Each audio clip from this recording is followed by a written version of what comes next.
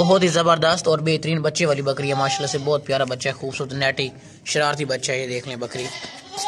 Rate की बात करें तो रेट इसका बिल्कुल मुनासिब लिखो है। बच्चे वाली बेहतरीन बकरी है। बच्चा बहुत चालाक और होशियार है, दूध पी रहा है। अभी चेक करें, आगे चलाए ना बकरी को। बकरी का हवाना भी अच्छा खासा, बहुत ही मुनासिब रेट में हमने ये बच्चे वाली लगाई है बकरी। ये चेक करें, बच्चा भी बहुत प्यारा सा तोहफा है। ये दोनों का रेट लिखा हुआ है, माँ बेटी का। कीमत बिल्कुल मुनासिब है। जिस भाई को भी ये बच्चे वाली बकरी चाहिए ना, फौरन हमें पैसे भिजवा के डन करके ना ले सकता है। पाकिस्तान के हर शहर हम माल भिजवाते हैं, यहाँ से कार्गो करवाते हैं। बीतल खूबसूरत बेहतरीन बच्चा है माशाल्लाह से, प्यारा सा तोहफा है। जिस भाई को भी ये बकरी चाहिए ना, फौरन डन करके ले सकते हैं। बहुत ही प्यारा बच्चा है, घर में शौक के लिए, रौनक के लिए रख सकते हैं ये जानवर। बस ले चलो भाई जान, फार्म में छोड़ दो।